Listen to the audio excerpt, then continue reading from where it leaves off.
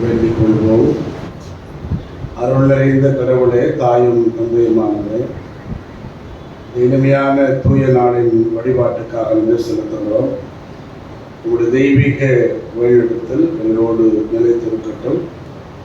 ஆண்டவரே, இந்த நாளிலே நாங்கள் சிந்திக்கின்ற திருமறை பாடங்கள் வழியாக உம்முடைய திருவுளத்தை நாங்கள் உணர்ந்து கொள்ளவும், அதற்கேற்ப எங்கள் பற்றுதி வாழ்வை வடிவமைத்துக் கொள்ளவும், தொடர்ந்து உமக்கென்று சான்றுகளாய் நாங்கள் நிலைத்திருப்போம் என்ற காரணத்தால் உங்களுடைய திருவாக்குகள் எங்கள் வாழ்வுக்கு ஒளியாகவும் எங்கள் வழிக்கு வெளிச்சமாகவும் அமைந்திருக்கட்டும்.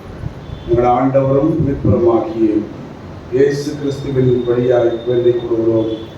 தாயும் தந்தையுமாகிய அன்பின் நல்ல கடவுளே, கிறிஸ்துவுக்குள் அன்பான உறவுகளே, அருமை திருச்சபையாலே உங்கள் அனைவரையும் ஆண்டவராகிய இயேசு கிறிஸ்து திருப்பெயரில் வாழ்த்துகிறோம். மறந்துட்டீங்க போது வாழ்த்து சொல்றதுல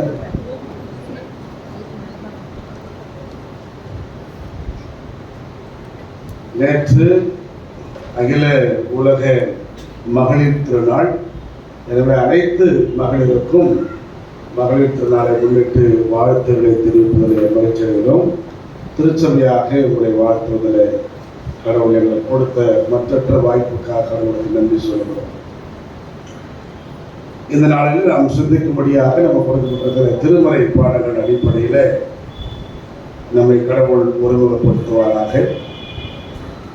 இந்த நாளுக்குரிய தலைப்பு புறந்தள்ளப்பட்டோரோடும் விளிம்பு நிலையினரோடும் இருத்தல். Being with the outcast and marginalized.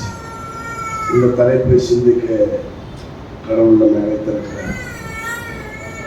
திருச்சபை உறவுகள் தயவு கூர்ந்து வெளியில் இருக்கிற இட்டு நிரப்ப வேண்டாம். உள்ளே இன்னும் 2 பெஞ்சு காலையில் 3 பெஞ்சு காலையில் உள்ளே இருக்கையில் அமருங்கள். அதன் பிறகு வருகிறவர்களுக்கு இடமில்லை என்றால் வெளியில் உட்காரலாம். இனிமேல் வெளியில் சேவை எத்தனை நம்மளுக்கு வர வர போடுங்க, போட்டு வைக்கக்கூடாது, வர வர போடணும். பழகி போச்சு அப்படியே. அங்கே வசதி எடுத்துக்கொள்ளுது. ஊரில் பேச இங்கே பேச முடியாது. இல்லை,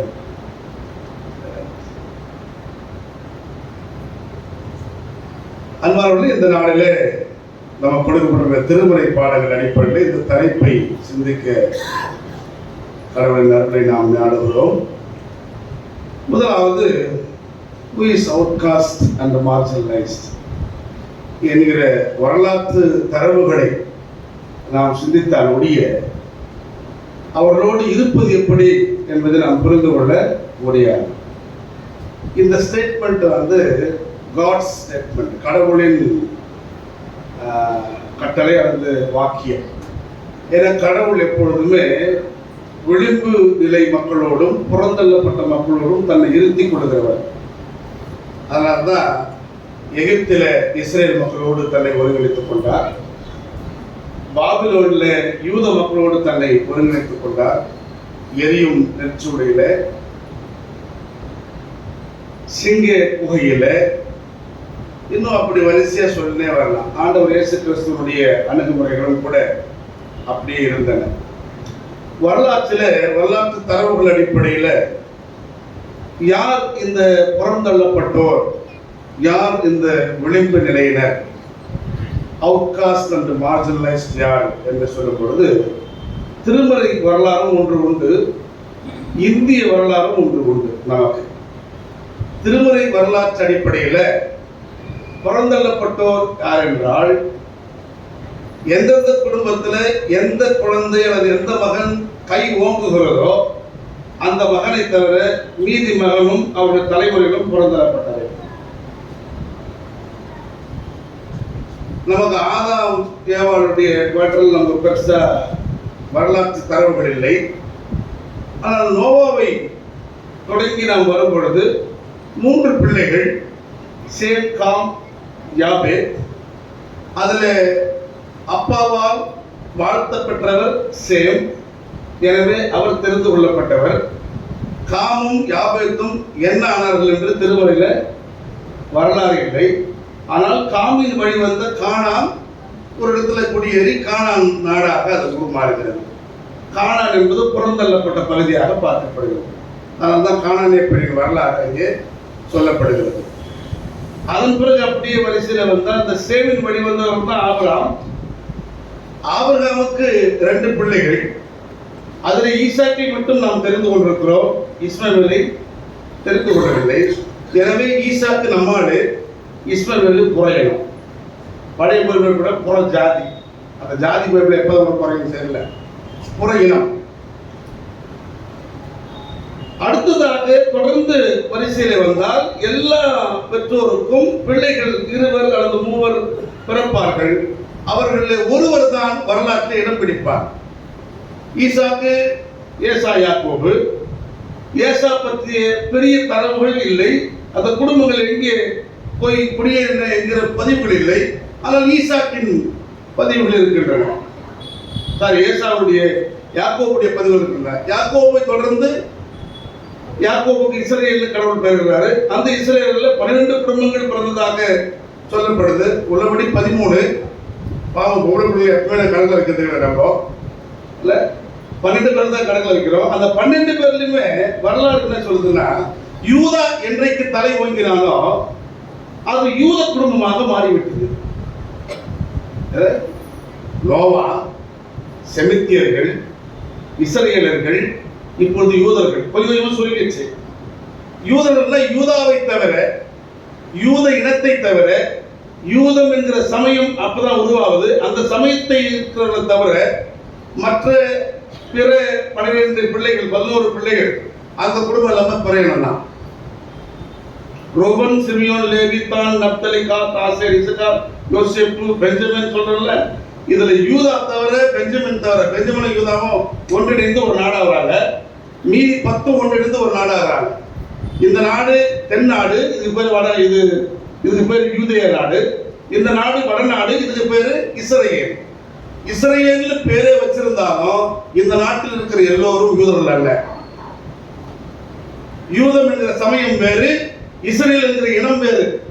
பல பேர் நம்ம நாட்டில் பல நேரத்தில் இஸ்ரேல் யாரு யூதர் யாருன்னு தெரியாத குழம்புற பந்தல் பிரச்சாரங்கள் விசுவாசம் இருக்கிறோம், அது வேற விஷயம். எல்லா இஸ்ரேலரும் யூதரா? இல்லை, எல்லா யூதரும் இஸ்ரேலர் தான். இஸ்ரேலர் அல்லாத யாரையும் யூதர்களாக இணைத்துக் கொள்ள மாட்டார்கள்.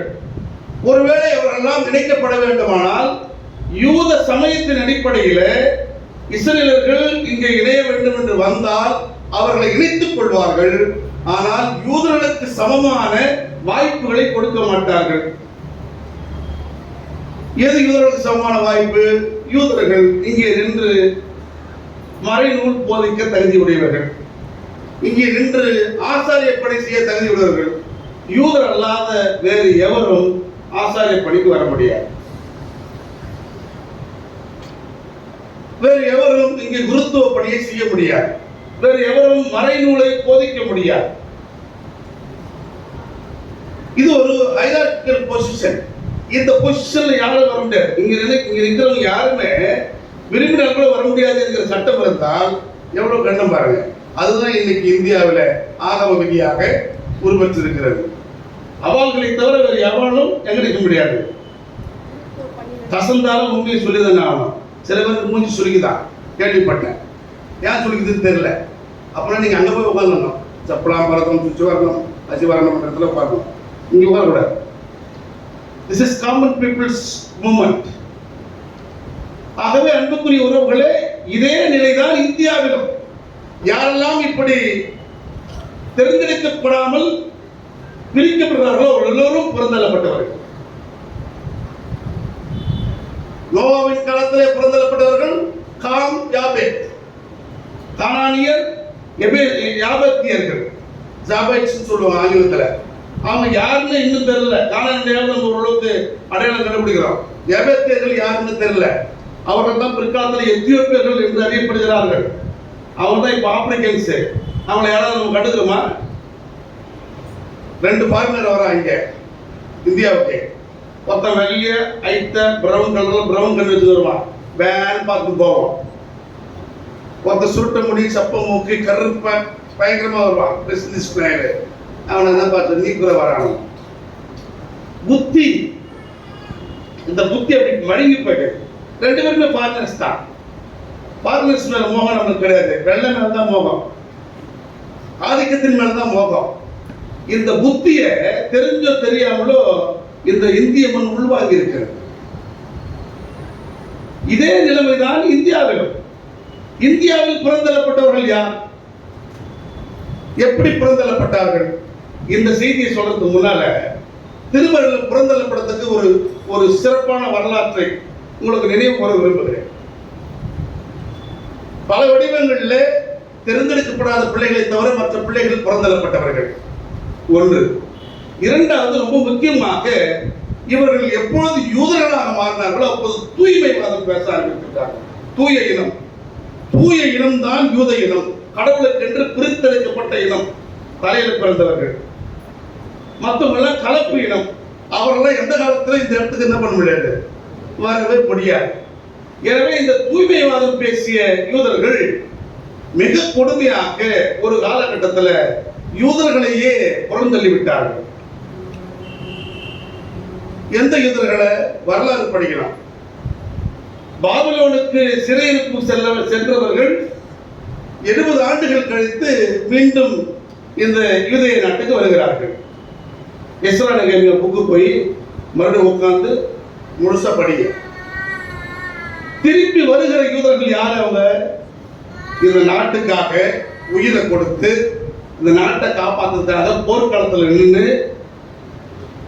வெல்ல முடியாமல் தோற்று போய் கைகளை உயர்த்தி கைதானவர்கள். இங்கேயே தங்கியிருக்கிறவங்க யாரு? நாடு எங்கடி கட்டா என்ன அப்படின்னு போர் அங்க நடந்திருந்தா வைக்க போர்ல போய் போந்தவன், ஊரை விட்டு ஓடி போனவன், அல்லது ஒரையில போய் பொந்துனவன். நாட்டை காப்பாற்ற விரும்பியவங்க கிடையாது. நாட்டை காப்பாற்ற விரும்பி அத்தனை பேரும் போர்க்களத்தில் இருந்தான். போர்க்களத்தில் இருந்தவன் சில பேர் செத்து மாண்டான்.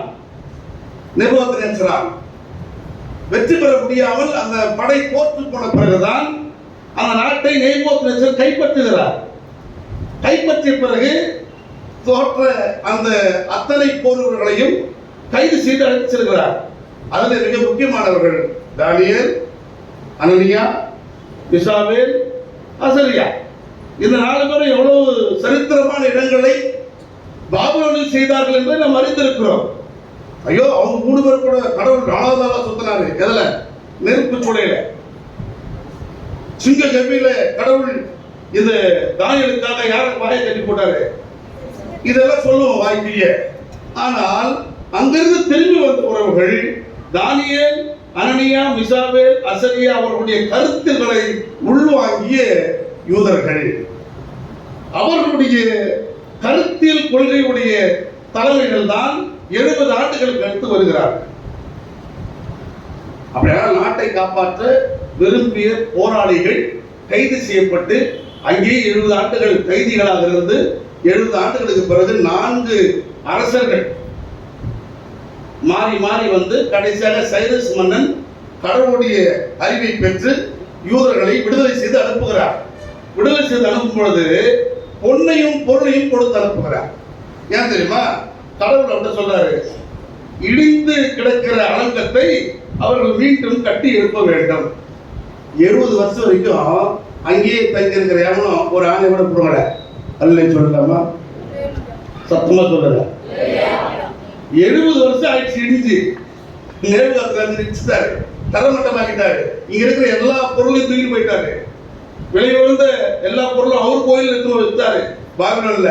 இந்த 70 வருஷம் எவனுமே எதுவுமே பண்ணல. இங்க வருகிறவர்கள் பொன்னையும் பொருளையும் வெள்ளியும் தங்கத்தையும் கொண்டு வராங்க. மூட்டை மூட்டையா கொண்டு வரவங்களை பார்த்துட்டு இங்க இருக்கிறவங்க சொல்றா, எக்ஸ்ட்ரா நிகழ்வு கிட்ட, ஐயா ஐயா 70 வருஷம் போய் வேற்று நாட்டில் தங்கினாலே அவங்க தூய்மை இனவாதம் போயிடுச்சு, அவர்கள் தூயவர்கள் இல்லை. ஆகவே அவர்களை தூய்மை செய்துதான் என்ன பண்ணணும், நம்ம நாட்டுக்குள்ள சேர்த்துக்கணும் அப்படின்றான். சரி ரைட்டு, சரி ஏதோ சடங்கு செய்து சேர்த்து கொண்டு போறது அப்படின்னு நினைச்சு அங்க இருக்கிற மக்கள், சரிங்க நீங்க சொல்றது வழியே நாங்க தூய்மை சடங்குக்கு உட்பட்டு உள்ள வரணும் ஒத்துக்கிறாங்க. அப்படி தூய்மை சடங்கு ஆரம்பிக்கிறாங்க எக்ஸ்ட்ரா ஏரியாவும். உடனே ஒரு பிசாசு சொல்லுது, ஐயா ஐயா எல்லாரும் உள்ள வந்துட முடியாது, அப்படிலாம் சோதனை வர முடியாது. இங்கிருந்து யாரெல்லாம் போனாங்களோ அவங்க எப்படி இங்கிருந்து போனவங்க 70 வருஷம் கழிச்சு எல்லாம் உண்டு ஆயிடாது. இங்கிருந்து போனதில்லாம் யதார்த்தம் வேணா. தானியல் இல்லையே, இப்போ மிசாவல் இல்லையே, அன்னியா இல்லையே, அப்படின்னா யாரு இருப்பாங்க? அவங்களுக்கு அடுத்த தலைமுறை தான் இருக்கும். ஏன் இந்த செக் வைக்கிறான்னா, இங்கிருந்து போனவங்க தூய்மையானவர்கள், அவங்க எங்கேயும் கலப்பு ஏற்படல. அங்கிருந்து வரவங்களை எல்லாரும் சேர்த்துக்க முடியாது. ஏன்னா இவர்கள் அங்கே போய் தங்கினதுனால பாபிலோனிலே பெண்களை பார்த்து, பாபிலோனிலே ஆண்களை பார்த்து விரும்பியோ விரும்பாமலோ காதலித்தோ காதலிக்காமலோ திருமணம் செய்து கொண்டார்கள். வேற வழி இல்லைங்க. வந்துடுறோம் எங்கிறது பொழைப்பு தேடி. இங்க 50 வருஷம் வாங்கினா கம்முனா உட்காந்துப்பா கல்யாணம் பண்ணிக்காம இல்லை, யதார்த்தம் இல்லையா? அங்க இருக்கிற பாபிலோன் மக்களை திருமணம் செய்து கொண்டார்கள். அங்க இருக்கிற பாபிலோன் மக்களுக்கும் இவங்களுக்கு நடந்த திருமணங்கள்ல பிள்ளைகள் பிறந்தன. அதெல்லாம் தூய்மை இல்லாததான். எதெல்லாம் அப்படி கலப்புல பிறந்ததெல்லாம். அதனால அதை வலிக்கிடுங்கன்னா சில பேர் சூடு சொரணை இல்லாதவன், சரிங்க அப்படியே நான் என்ன பண்றோம், எங்க பொண்டாட்டி பிள்ளைங்களாம் வலிக்கிட்டு பாபிலோனுக்கு வாழ வைக்க அமைச்சிட்டு நான் உள்ள வந்துடுறோம் அப்படின்ட்டு வந்துடுறோம். சில பேர் என்ன மாதிரி வீராப்புலம் பிறகு இல்லை முடியாதுங்க. என் மனைவி என் பிள்ளைங்க நான் பார்த்து பார்த்து பெற்றெடுத்து பார்த்து பார்த்து பொத்தி பொத்தி வளர்த்த பிள்ளைங்க, இதுல விட்டுட்டாதான் நான் இந்த நாட்டுக்குள்ள வர முடியும்னா எனக்கு இந்த நாடு வேண்டாம். இதை சொல்றது உன் கடவுள் சொல்லி பொய் சொல்றேன்னா அந்த கடவுள்கிட்ட எனக்கு வேண்டாமா, அந்த கடவுள் எனக்கு என்ன சொல்றது தன்னை கொடுக்கட்டும் அப்படின்னு தைரியமா நிற்கிறான். உடனே இவங்க சொல்றாங்கன்னா, அப்படின்னா எங்களோடு சேர்ந்து வாழ நீங்கள் தகுதி இல்லாதவர்கள், நீங்கள் யூதர்களாகவே இருந்தாலும் நீங்கள் கலந்து போனதால், கலப்பு இன பிள்ளைகளை பெற்றெடுத்ததால் நீங்கள் எங்களோடு வாழ முடியாது, எனவே யூதேய நாட்டை விட்டு வெளியேறுங்கள் என்று வெளியேற்றுகிறார். சரிதான், வெளியேற்றலாம் அப்படின்னு சொல்லிட்டு என்ன பண்றான், இருக்கிற பொண்ணும் பொருளை வாங்கி முதுக போட்டு வெளியேறினா, தம்பி தம்பி பொண்ணை வச்சிரு பொருளை வச்சிரு, எப்படி சீசி வேணும், சீசி தண்ணி வேணும், அவன் கொண்டு வந்த பொண்ணு பொருளெல்லாம் வேணும், அவன் வேணாம், அதை வச்சு கோயில் கட்டுருவான், கும்பாபிஷேகம் பண்ணுவான், அதுக்கு பெரிய பெரிய கோபுரம் கட்டுவான், நான் கட்டு தோல் எல்லாம் பண்ணலாம், காலை தூக்குவான். அப்படி வெறுங்கைய மொத்தமா பிடிக்கிற வெறுங்கையை அமைச்சிடுறாங்க. கொடுமை தெரியுங்களா? விலை உயர்ந்த ஆடைகளை கூட கழட்டி விட்டு நிர்வாணமா அனுப்புறாங்க. அந்த ஆடை கூட வித்து கோயில் கட்ட போறாங்க. எவ்வளவு கருவிங்க பாரு இதெல்லாம். வரலாறு படிக்கணும். இப்படி கலப்பால் புறந்தள்ளப்பட்டவர்கள் எல்லோரும் புற இனத்து மக்கள். இவர்கள் போய் தங்கிய இடங்கள் தான் பிற்காலத்தில் கல்லேயா, சமாரியா. இயேசுவின் ஊழி எங்கதான் இருந்துச்சு? கல்லேயாவில், சமாரியா. எனவே அன்புக்குரிய உறவுகளே, திருமறை அடிப்படையில் இப்படி பிள்ளைகள் தெரிந்து கொள்ளப்பட்டவர்கள் தவிர மற்றவர்களாம் புறந்தள்ளப்பட்டவர்களாகவும், குறிப்பாக வரலாற்று குறிப்பில் எஸ்ரா நெகேமியா காலத்தில் பாபிலோனிலிருந்து திரும்பி வந்த யூதர்களிலே கலப்பு இனத்தை எல்லாம் தள்ளி வைத்து விட்டதனால அவர்கள் எல்லோரும் புறந்தள்ளப்பட்டவர்களாகவும் வரலாறு சொல்லுகிறது. இந்தியாவில் யார் புறந்தள்ளப்பட்டவர்?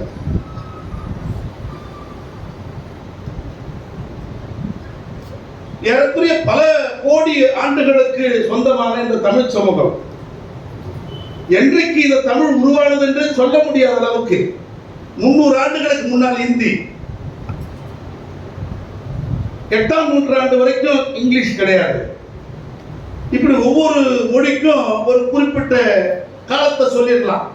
இந்த காலத்துல தான் இந்த மொழி பிறந்துச்சுன்னு. இந்த தமிழ் எப்ப பிறந்துச்சுன்னு தெரியல. தமிழை பேசிய தமிழர்கள் எப்ப பிறந்தாங்கன்னு தெரியல.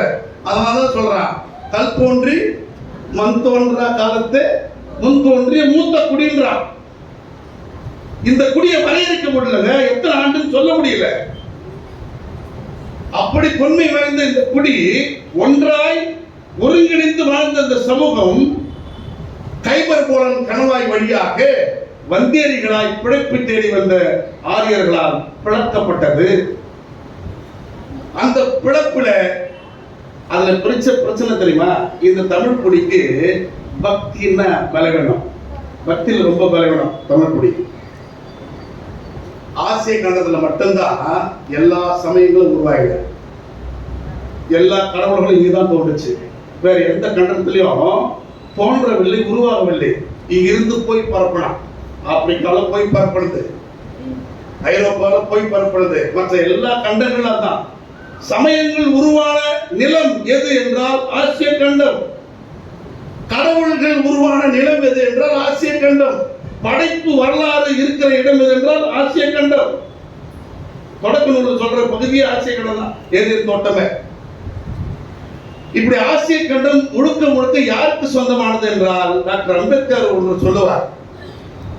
இந்த இந்திய நிலப்பரப்பு இதற்கு ஆங்கிலேயர்கள் வரும் வரை வரையறுக்கப்படவில்லை, எல்லை கிடையாது, பல்வேறு சமஸ்தானங்களாக பிரிந்து கிடந்தன. அதுக்கு முன்னால எல்லையற்று கிடந்த பெரிய பெரிய மாநிலங்கள், மாகாணங்கள்.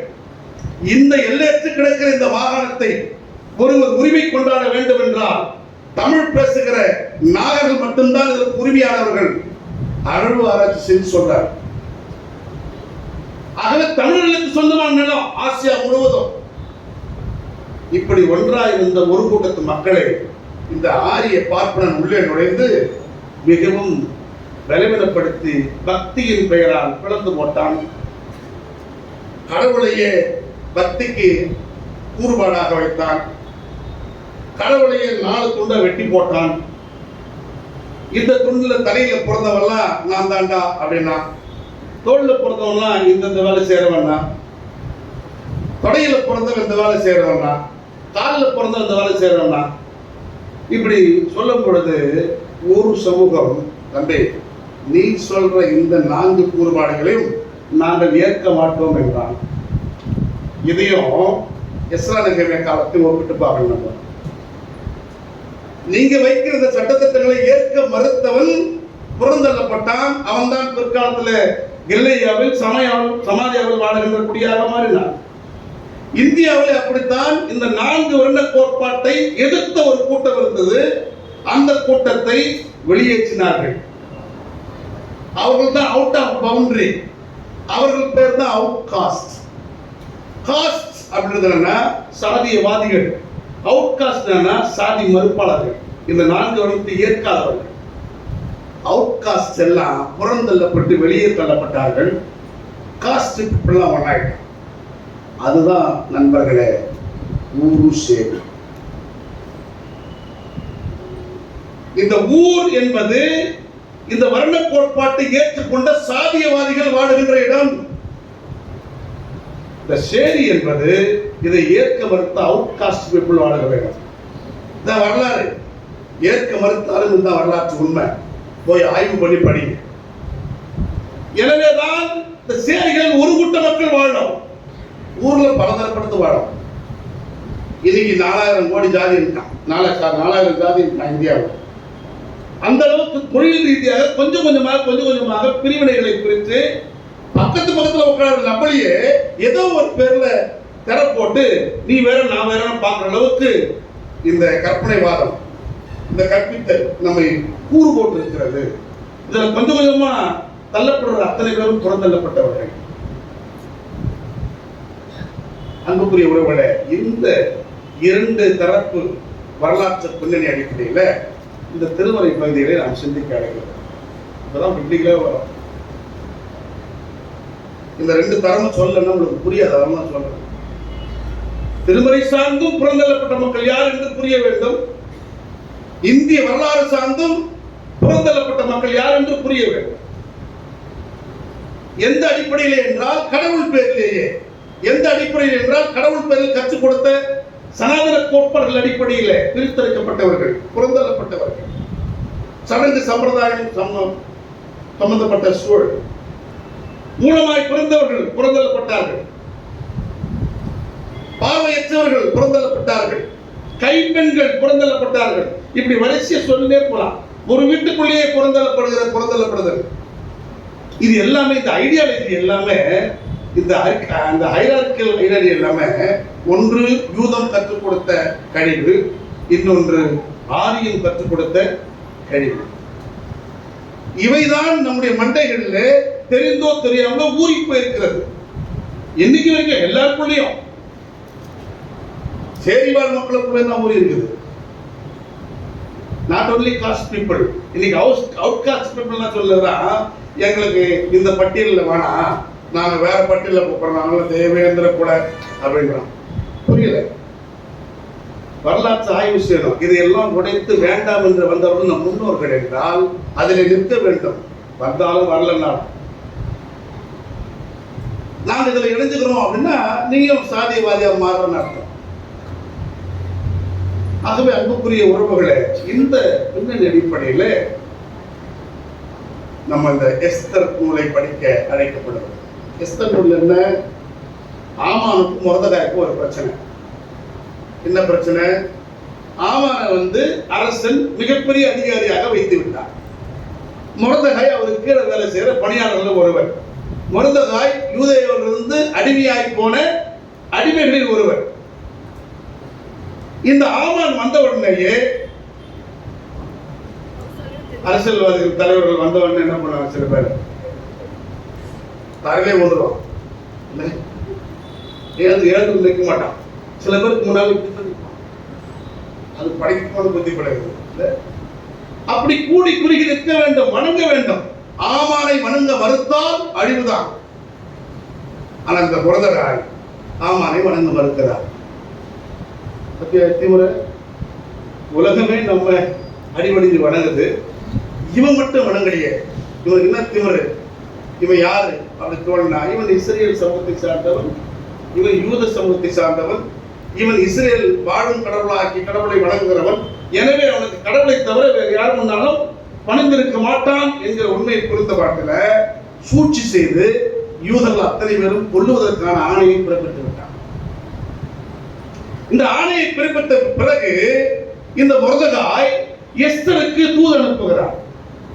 எஸ்தர் ஏற்கனவே நமக்கு தெரியும், பஸ்தி என்கிற இடத்துல எஸ்தர் போய் செட்டில் ஆகிறாங்க.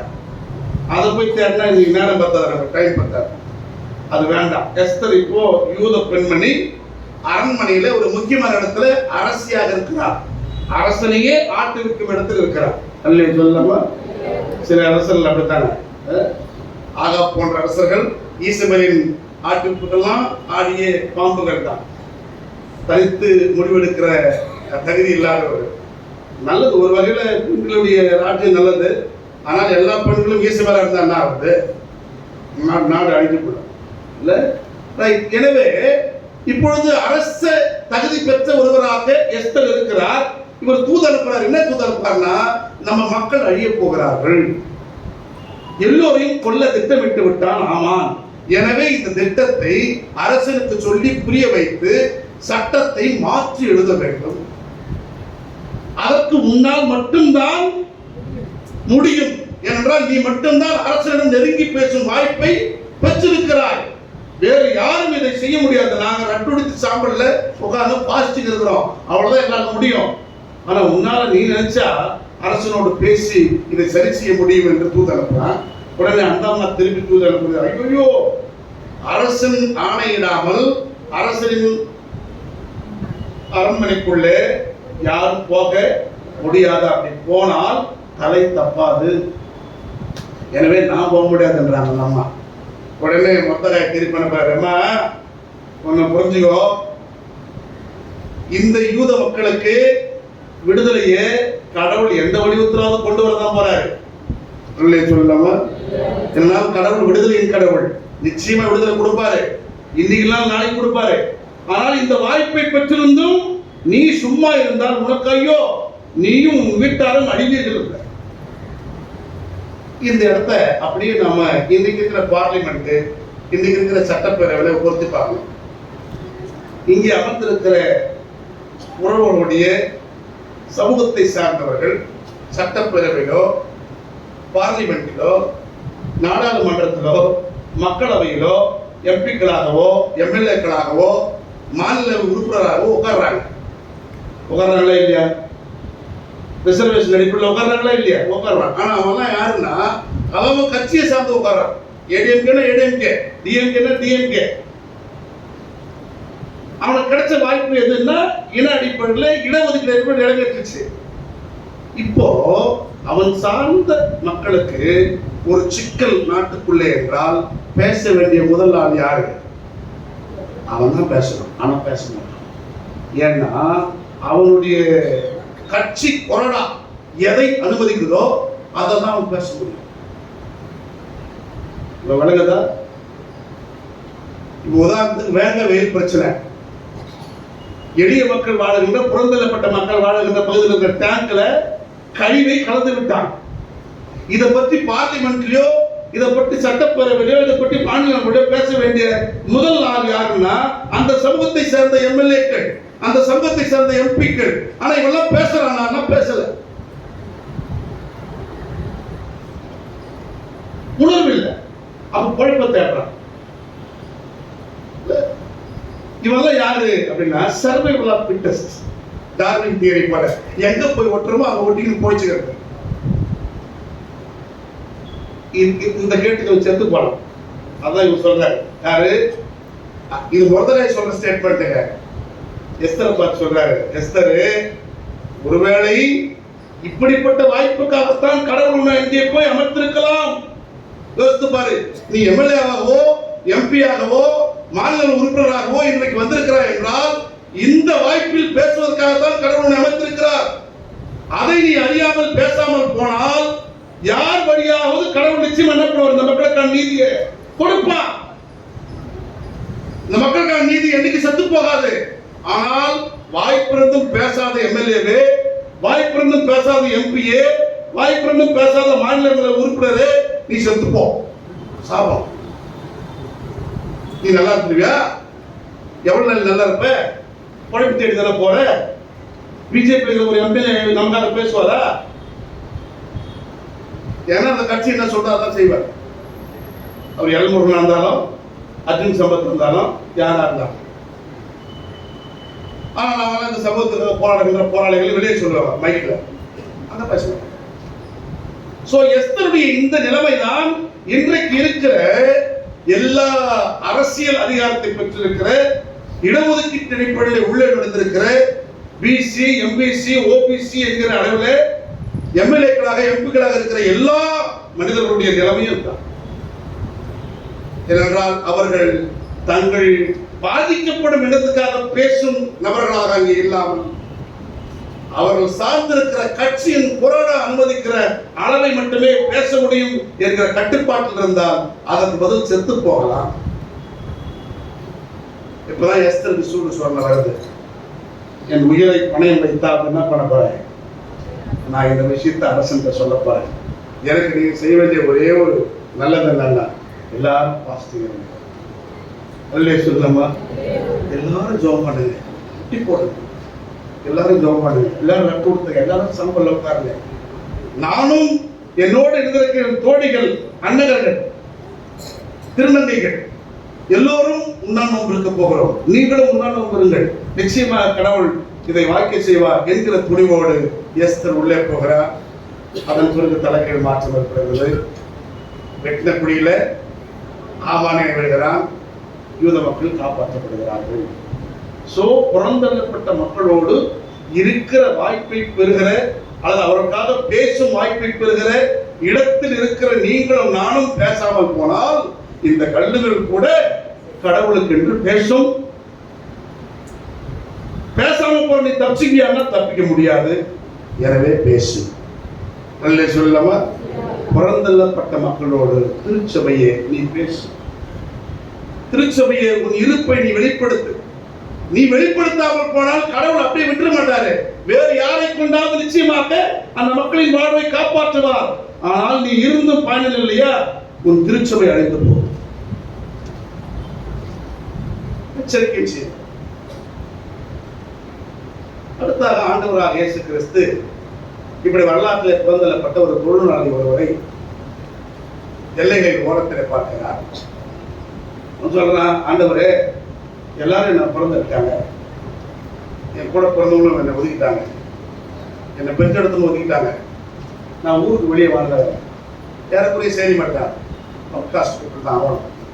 ஏன்னா இவங்க சொல்லப்போனால் அந்த பழைய ஏற்பாட்டு பகுதியில் பார்த்தீங்கன்னா ஒரு தொழுநோயாளி ஏதாவது மக்கள் நடமாட்டம் இருக்கிற பகுதிக்கு வந்துட்டாருன்னா நான் தொழிலாளி கத்தினே வரணும். ஏன்னா அவர் அந்த சத்தம் கேட்டு மக்கள் வெளியே போயிடணும்.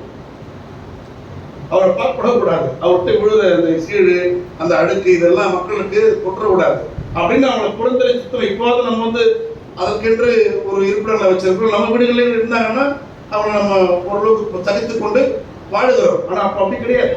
அப்படி பிறந்தாலே என்ன பண்ணுவோம், ஊருக்கு வெளியே பாளையத்துக்கு வெளியே பிறந்தடணும். அப்படி பாளையத்துக்கு வெளியே பிறந்த இடத்துல ஏசி போயிருக்கிறாங்க. அதான் விஷயம். அங்க போய் அந்த மக்களை சந்திச்சிருக்க அப்போ ஒன்று சொல்றான், ஆண்டவரே என்னை நீர் நினைத்தால் என்ன பண்ண முடியும், சுகப்படுத்த முடியும், என்னை தொட முடியும். இயேசு தொடுகிறார், அவனை சுகப்படுத்துகிறார். போய் கோயிலில் போய் காணிச்சு செலுத்து, ஆனால் யார்கிட்டையும் சொல்லாதன்றார். ஆனால் இவன் என்ன பண்ணாதுமா, பிறந்தள்ளப்பட்ட மனிதன் நான் பெற்றுக்கொண்ட வாழ்வை இந்த உலகம் பெற வேண்டும், யான் பெற்ற இன்பம் பெருகை வையகம் என்று இதே போன்று புறந்தள்ளப்பட்டில் இருக்கிற மக்களுக்கு எல்லாரும் போய் அறிவிக்கிறார். யார் இயேசு நோக்கி வரார், இதுவரைக்கும் எவருமே நம்மளை கண்டுவிட இந்த இயேசு நம்முடைய ஆற தழுவுகிறார், நம்மை கட்டி அணைக்கிறார், நமக்கு வாழ்வு கொடுக்கிறார், நம்மை சுகப்படுத்துகிறார். அவற்றை போங்கன்னு ஆற்றுப்படுத்தி நிறைய மக்களை அனுப்புறதுனால இயேசு பப்ளிக்கா நடமாட முடியும். ஏன் தெரியுமா, இந்த மக்கள்லாம் பப்ளிக் வர முடியாது. சொல்லலாமா, சத்தமா சொல்லுங்க. இயேசு வெளிப்படையாய் நடமாட முடியவில்லை. ஊருக்கு வெளியிடங்களிலே தங்கி வாழ்ந்தார்னா என்ன அர்த்தம், இந்த மக்களை சந்திப்பதற்காகவே அவர் நாட்டுக்கு வெளியே இருந்தார். அவர்களோடு இருந்து அவருடைய வாழ்க்கையை மாற்றினார். இப்படி பலரும் இதை கேள்விப்பட்டவரும் இயேசுடன் வந்து கொண்டே இருந்தார்கள். இப்ப இயேசு இந்த புறந்தள்ளப்பட்ட மக்களுக்காகவே ஒரு ஸ்பெஷல் மினிஸ்ட்ரியை செய்கிறார். இந்த செய்தியை நம்ம உள்வாங்க. இந்த இயேசுவை உள்வாங்க திருச்சபையும் அப்படிப்பட்ட புறந்தள்ளப்பட்ட மக்களோடு தங்களை ஒன்றிணைத்துக் கொள்ள முற்பட வேண்டும். இன்றைக்கு நமக்கு கிடைத்திருக்கிற வாழ்வு கடவுள் கொடுத்த பிச்சை என்பதை நாம் உணர வேண்டும். இல்லை என்றால் இன்றைக்கும் கூட நம்முடைய முன்னோர்கள் செய்த குலத்தொழிலை தான் நம்ம செஞ்சு நடப்போம். வரப்போது அதே குலத்தொழில் திரும்பி ராஜாஜி செய்த சதி இன்றைக்கு மீண்டும் வரப்போகுது. புதிய கொள்கை, புதிய கல்விக் கொள்கை வடிவத்தில். அதற்கு நாம் என்ன மறுமொழி சொல்ல போறோம் தெரியல. அடுத்ததாக சனகரிப்பு சங்கம், அப்போஸ்தலர் 15ஆம் பிரிவில், அந்த சனகரிப்பு சங்கத்துல ஒரு பெரிய டிஸ்கஷன் நடக்குது. என்ன டிஸ்கஷன்னா, கொஞ்சம் கொஞ்சமா மக்கள் கிறிஸ்துவை ஏற்றுக்கொண்டு கிறிஸ்தவர்களாக மாறுகிறார்கள். முதல்ல மாறிய கிறிஸ்தவர்கள் யூதர்களாக இருந்தார்கள். கலிலேயாவை சார்ந்தவர்களாக இருந்தாலும் பேதுரு தொடங்கி மற்ற எல்லா சீடர்களும் யூதர்கள் தான், இரண்டாம் நிலை யூதர்கள். இவங்களால அவங்க ஏற்றுக்க மாட்டாங்க, இவங்க அவளை ஏற்றுக்க மாட்டாங்க. ஆனாலும் அவங்களுக்கு மீசில மண்ணோட்டல் சொல்லாம இவன் அவனை ஏற்றுக்க மாட்டான். இவனுக்கு கீழே இவன் தான் சொல்லுவான், எனக்கு கீழே 3 பேர் பண்ணுவான். இப்ப நம்ம அப்படிதான் சொல்லுகிறோம், இவனுக்கு கீழே தான் எல்லாருமே, இங்க இருக்கிறவங்க எல்லாருமே மீச போகிறான், அவன் போகிறது கிடையாது. என்னைக்காவது என்ன சொல்லி ஆகணும், என்னைக்காவது கத்தி எடுத்து பார்ப்பன சண்டை போடுறத பார்த்துருக்கீங்களா? என்னைக்காவது ஆணவ படுகொலை பார்ப்பன செஞ்சான்னு சொல்லி பார்த்துருக்கீங்களா? செய்ய மாட்டான். அவன் பொண்ணோ அவன் பையனோ விரும்பி யாரை ஏற்றினா விட கண்டுக்காம விட்டுருவான வழிய வெட்ட மாட்டான். இந்த சாதியத்துக்காக ஆணவ படுகொலை செய்யறவன், சாதிய ஊர்கத்துக்காக போய் ஊர்ல நின்று சண்டை போடுறவன், சாதி மோதல் ஏற்படுத்துவான். யார் தெரியுமா? கீழகிறவன். இவனுக்கு கீழகிறவன். நமக்கு மேல ஒருத்தர் நம்ம மிர்ச்சி பார்க்க மாட்டான், நமக்கு 2 பேர் என்னன்னு சந்தோஷப்படுவோம். இசைய முறுக்கு. இப்படி பணிநிலைகளை சொகுசு பார்த்து தனக்கு பார்த்து சந்தோஷப்படுறான். அவன்தான் யூதன் தான். பேதுரு தொடங்கி எல்லாரும். அதனால்தான் பேதுருவுக்கு ஒரு சவால், ஒரு நிலையை ஏற்றுக்கலாமா ஏற்றுக்கலாம். அது போனா இப்ப டைம் பத்தாது, நான் சொல்லிக்கிறேன். ஸோ இப்படி யூதர்களாகவே இருந்தாலும் இவர்கள் எல்லோரும் முதல்நிலை யூதர்கள், 2ஆம் நிலை யூதர்கள் என்று கொஞ்சம் கொஞ்சமா கிறிஸ்தவர்களாக மாறுறாங்க. யூதர்கள் வரைக்கும் மாறும்போது பிரச்சனை இல்லை இவனுக்கு. ஏன்னா எல்லாருமே விருத்தசேதனம் பண்ணவன், எல்லாருமே விருத்தசேதனம் பண்ணவன். யூதேயாவில் இருக்கிற சோகால்டு யூதனும் விருத்தசேதனம் பண்ணவன், கலிலேயாவில் இருக்கிற பேதுருவும் விருத்தசேதனம் பண்ணவன். விருத்தசேதனம் பண்ணத்துல இவனுக்கு சிக்கல் கிடையாது. இப்ப புறையினத்து மக்கள் சில பேர் வந்து இயேசு ஏற்றுக்கிறான். இந்த புறையினத்து மக்கள் யாரும் வரலாற்று தர அடிப்படையில் என்னைக்கோ ஒரு காலத்துல புறந்தள்ளப்பட்ட யாபேத் காமுடைய பிள்ளைகளா இருக்கலாம், அல்லது யாக்கோபுக்கு கூட பிறந்த ஏசாவின் பிள்ளைகளா இருக்கலாம், அல்லது வரலாற்றுல கொஞ்சம் கொஞ்சமா வந்த பிரித்தெடுக்கப்பட்ட மனிதர்களை தவிர மற்ற பிள்ளைகளுடைய பிள்ளைகளா இருக்கலாம். நீங்க எல்லாமே யார்ட்ட ஒரு தாய் பிள்ளைகள் தான். ஆனா இவனுடைய சடங்கும் சம்பிரதாயமும் அவனை எல்லாம் புறையினமாக ஒதுக்கி வைத்திருக்கிறது. அவர்கள் எல்லோரும் இங்கே வருவதற்கு தடையை ஏற்படுத்துகிறாங்க. என்ன தடை? அவர்கள் கட்டாயம் விருத்தசேதனம் செய்தாக வேண்டும். அந்த டிஸ்கஷன் தான் சனகரிப்பு சங்கத்துல நடக்குது. இப்ப பேதுரு எழுந்து சொல்றாரு, இப்ப புறையினத்து மக்கள் கிறிஸ்தவத்தை ஏற்றுக்கொள்வதற்கு நாம் தடையா இருக்கக்கூடாது.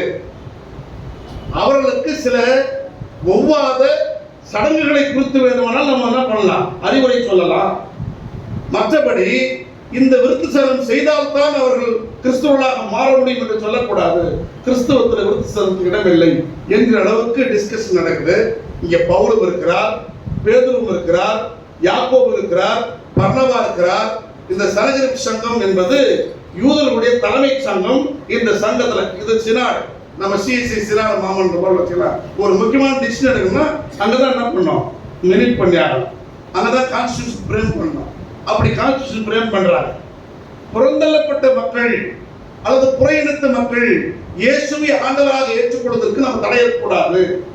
உனக்கும் எனக்கும் எப்படி தூய ஆவியை கொடுத்து அந்நிய மொழி பேசும் மரத்தை கடவுள் கொடுத்தாரோ அதே போல புறையினத்த மக்களும் தூய ஆவியை பெற்று அந்நிய மொழி பேசும் நிலையை நான் பார்த்தேன். அப்படின்னார் யாரு? பேதுரு.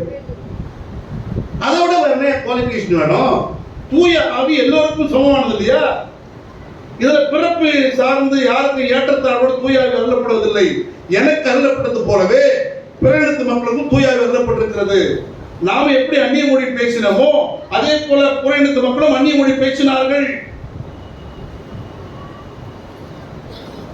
எனவே அவர்களை ஏற்றுக்கொள்ள தயங்கக்கூடாது என்று பேதுரு சொல்ல, அது அப்படியே யாக்கோபும் மறுமொழி சொல்ற, ஏற்றுக்கொண்டு ரெஸ்பாண்ட் பண்ற, செகண்ட் பண்ற.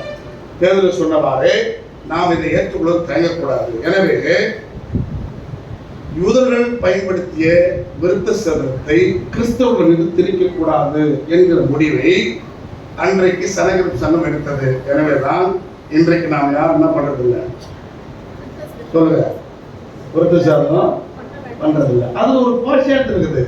விருத்தசேதனம் பண்ணவன் தான் கடவுள் பிள்ளைன்னா ஆண்கள் மட்டும்தானா? பெண்கள் கணக்கில் இல்லையா? அதனால அந்த பார்ஷியாலிட்டி இருக்கிற சட்டத்தை தூக்கி போட்டு எல்லோரும் சமத்துவம் பார்க்கிற சட்டம் எது? தூய ஆவி. தூய ஆவி எனக்கு அருளப்பட்டால் அவருக்கும் அருளப்படும். தூய ஆவியால் நான் அருள்பொழிவு செய்யப்பட்டேன் உண்மையானால் அவரும் தூய ஆவியால் அருள்பொழிவு செய்யப்பட்டிருக்கிறார். இங்கு யாரும் ஒருத்தர் கொடுத்தனால ஏற்றத்தாழ்வு இல்லை, சமமான வாய்ப்பை பெற்றிருக்கிறோம். ஆனால் இதை தவிர வேறு எந்த அளவீட்டையும் எடுத்தால் அவருக்கு நான் கிட இருக்கலாம், எதுக்கு அவருக்கு கிட இருக்கலாம். சாதி எடுத்தா எப்படியோ தெரியல, அல்லது வேற ஏதாவது எப்படி தெரியல. ஆனா அதெல்லாம் கிறிஸ்தவத்துக்கு அளவீடு இல்லை. கிறிஸ்தவத்துக்கு அளவீடு தூயாவி தான். தூயாவி மட்டும்தான் கிறிஸ்தவத்துக்கு அளவீடு என்றால் எந்த இனத்தை சார்ந்தவர்களாக இருந்தாலும் கிறிஸ்துவை ஏற்றுக்கொள்வதில் நாம் தடை விதிக்க கூடாது என்கிற சட்டத்தை சனகரிப்பு சங்கத்துல, தலைமை சங்கத்தின் முதல் மாமன்றத்தில் முதல் நூற்றாண்டு கிறிஸ்தவர்கள் எடுத்ததனால்தான் இன்றைக்கு உலக வாழ் மக்கள் அத்தனை பேரும் எந்த யூத சடங்குகளுக்கும் உட்படாமல் கிறிஸ்தவர்களாக நாம் மாறி இருக்கிறோம். ஆகவே அன்புக்குரிய உறவுகளே, அனைத்து தரப்பு மக்களையும் ஒன்றிணைக்கிற ஒரு முதன்மை இயக்கம் உலகத்தில் பிறந்தது ஒன்று உண்டு என்றால் அது கிறிஸ்தவம். யூதம் அனைத்து மக்களையும் ஒன்றிணைக்கவில்லை. மற்ற எந்த சமயமும் அனைத்து மக்களையும் ஒன்றாய் சமத்துவமாய் பார்ப்பதில்லை. இந்த கிறிஸ்தவத்துக்கு பிந்தி பிறந்த 7ஆம் நூற்றாண்டில் பிறந்த இஸ்லாம் இன்றைக்கு அனைத்து மக்களையும் சமத்துவமாய் பார்க்கிறது. உலகத்திலேயே கருத்தியல் அடிப்படையிலும் கொள்கை அடிப்படையிலும் தத்துவார்த்த அடிப்படையிலும் எல்லா மக்களையும் ஒன்றாய் பார்க்கிற சமயங்கள் உண்டு என்றால் அது கிறிஸ்தவமும் இஸ்லாமியம் மட்டும்தான். மற்ற இடத்துல இருக்குது, பௌத்தத்தில் இருக்குது சமத்துவம். ஆனால் அந்த சமத்துவத்தை, பௌத்தத்தை பின்பற்றுகிற எல்லாரும் நடைமுறைப்படுத்துகிறார்களா என்றால் இல்லை. இதே பௌத்தவாதிகள் தான் சிங்களத்தில் தமிழ் ஈழ விடுதலை போராளிகளை அடித்து கொன்றவர்கள். இப்படி பல வரலாற்று தகவல்கள் சொல்லினே போலாம். எனவே அன்புக்குரிய உறவுகளே, புறந்தள்ளப்பட்ட மக்களோடும், பெருகிழுத்த மக்களோடும், வெளிமுறையில் வாழ்கிற மக்களோடும் கடவுள் இருந்தார், கிறிஸ்து இருந்தார். முதல் நூற்றாண்டு திருச்சபை அடையாளப்படுத்திக் கொண்டது.